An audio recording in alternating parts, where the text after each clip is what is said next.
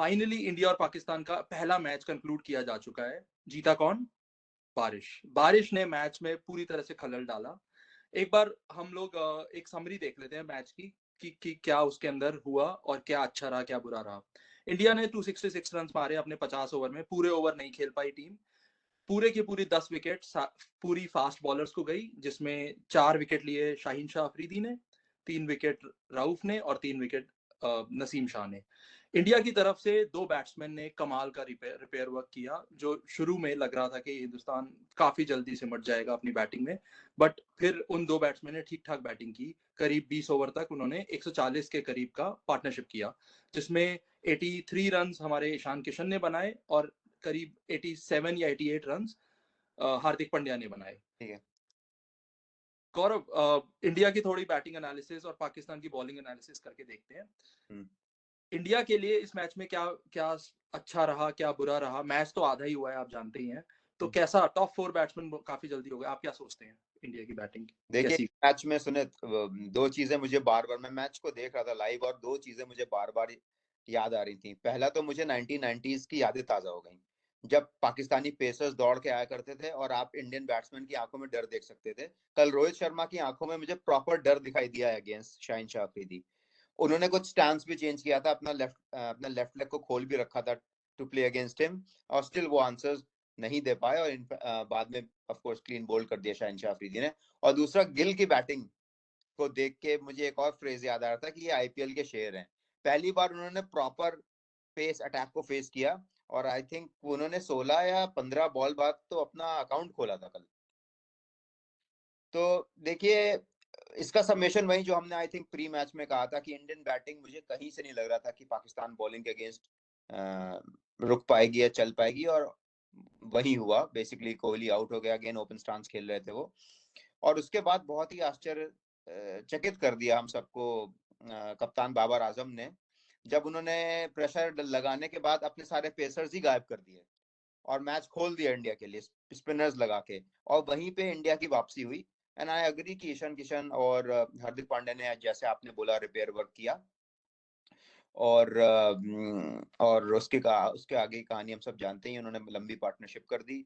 और स्टिल जैसे ही पेसर्स वापस आए, अगेन उन्होंने पूरी टीम को I think with in few overs finish कर दिया ना। India couldn't even play 50 overs. बिल्कुल। और ये मैं इसको एक कैप्टनसी लैप्स ही कहूंगा बाबर का, कि उन्होंने अपनी कैलकुलेशंस ऐसी करी हुई थी कि 37th ओवर में जाके उनका दोबारा से एक सीमर आया। बीच में उन्होंने आगा सलमान को भी बॉलिंग दे दी, ये तो ये 3 स्पिनर इस, उसको संभालने लग गए 20 ओवर्स को। इस तो मैं थोड़ा एक सा बात ऐड करूंगा सुनित, ये तब होता है ना जब आप कंप्यूटर से कैप्टनसी करके बाहर से आए होते हैं। बिल्कुल सही बात आपने बिल्कुल सही पकड़ा। ठीक है, कंप्यूटर से जब आप आते हो बाहर से, वो अपने प्लस माइनस करके आते हो कि यहाँ से मेरे वो उन्होंने ये सोचा ही नहीं। इवेंचुअल। हाँ उन्होंने ये सोचा ही नहीं कि इंडिया के 4 विकेट गिर गए हैं, इनकी लोअर ऑर्डर की कोई कहानी है ही नहीं। वहां पे अगर ईशान किशन गए होते, जो कि अब आगे अगेन मैं सरप्राइज हूँ कि उनको अगेंस्ट शॉर्ट बॉलिंग ही नहीं हुई, तो फिर कहानी खत्म थी इंडिया की वहीं पे। कहानी खत्म। अगर 50 ओवर का ही मैच होना था, बारिश से मैच अगर अफेक्ट होना ही था, अब आप सोच के देखें, हो सकता है मैच निकाल दिया जाता हाँ, शायद ऑफ पाकिस्तान की तरफ कोर्स। से। बट हाँ, कैप्टेंसी का एक लैप्स पूरे के पूरे मैच पे इम्पैक्ट डाल रहा है अगर देखा जाए। और 10 की 10 विकेट फास्ट बॉलर्स नहीं लिए हैं। जो टॉप ट्रायो जो कहा जाता है, कुछ लोग क्रिटिसाइज कर सकते हैं कि पाकिस्तान के पास 3 ही फास्ट बॉलर हैं, बाकी स्पिनर संभालेंगे, और स्पिनर्स भी कोई सब स्टैंडर्ड स्पिनर्स नहीं है, बट फिर भी उन फास्ट बॉलर्स को भी मैनेज किया जा सकता था। इंडिया के लिहाज से आपने बिल्कुल दुरुस्त फरमाया कि वो दोनों बैट्समैन काफी अच्छा खेल गए अपने लेवल। नंबर 5 नंबर 6 को उन्होंने संभाल लिया। उनके सामने अब कितना अब इसमें चैलेंज रखा गया। अब इसमें एक और बहुत बड़ी बात थी सुनित, जो हमने लाइनअप डिस्कस करी थी, लाइनअप तो वही रही लेकिन नंबर में इधर उधर फेयर हो गया। ईशान किशन को मुझे लगा कि वो शायद होल्ड कर रहे थे कि पेसर्स निकल जाए तब उनको लाए इंडिया। नहीं तो Ishan Kishan, I don't think they wanted Ishan Kishan to go at number 5।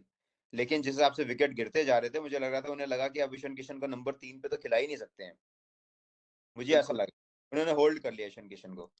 और इस एक्सपेरिमेंटेशन के बाद इंडिया को हासिल क्या हुआ मुझे नहीं समझ में आता, क्योंकि उन्होंने, ईशान किशन ने अब नंबर 5 पे रन बना दिए हैं। इसका मतलब है कि दिक्कतें इंडिया की सरदर्दी और बढ़ जाने वाली है, क्योंकि अब ईशान किशन भी 5th नंबर का ऑप्शन हो चुके हैं। केएल राहुल, स्काई और तिलक वर्मा के साथ। अब थिंक टैंक को देखना है कि वो कैसे मैनेज करते हैं अपने बैट्समैन। उन्होंने ईशान किशन के पर्सपेक्टिव से उन्होंने तो 5-6 बड़े अच्छे स्कोर बना दिए, 4-5 पिछले कुछ मैचेस में। तो वो तो अपनी पोजीशन क्या, वो तो उन्होंने तो अपनी कमेंडेबल जॉब दिखाया है अपना अपने बैटिंग में। अब थिंक टैंक उसके लिए क्या करता है कि भाई ऊपर उसको भेजें। और दूसरा, पाकिस्तान क्या हमेशा यही करने वाला है। 10 सितंबर को मोस्ट प्रोबेबली एक और मैच होगा इंडिया और पाकिस्तान का, संडे के दिन। तो उसमें बाबर आजम क्या सेम रिपीट करेंगे? आई don't think so. I think उनको ऑलरेडी वो एक रेप्रिमांड कर चुका होगा कोई एक्सपर्ट कि भाई ये तुमने लैप्स किया कैप्टेंसी के अंदर। तो कैप्टनसी अब क्या होने वाला है उसका रुझान आगे चल के वो देखने की बात होगी। इंडिया कैसे अब वापसी करेगा आफ्टर 266, विच इज 140 का पार्टनरशिप में वो 266 रन बने हैं। तो नहीं, आप वो छोड़ सुने, इसमें बहुत क्रिटिकल बात है। सिर्फ जैसे हमने प्री मैच में डिस्कस किया था कि इंडियन टीम और पाकिस्तान टीम पेपर पे बेटर है, of course they are better, not only on paper but in reality. लेकिन एक जगह वो मात खाते हैं इंडिया से, वो है प्रोफेशनल क्रिकेट खेलने में।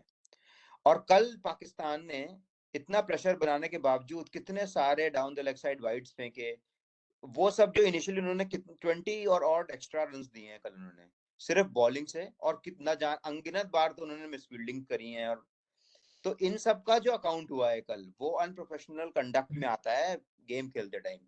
ये पाकिस्तान को बहुत देखने की बात है। बिल्कुल, इस मैच के पर्सपेक्टिव में देखा जाए तो दोनों टीमों के लिए नैरो एस्केप कहा जाएगा। हो सकता है पाकिस्तान ये स्कोर बना लेता, हो सकता है इंडिया ये स्कोर डिफेंड कर लेता। ज्यादा हमें कुछ इसके आगे एनालाइज करने को है नहीं, क्योंकि पाकिस्तान की ना हमने बैटिंग देखी ना हिंदुस्तान की बॉलिंग।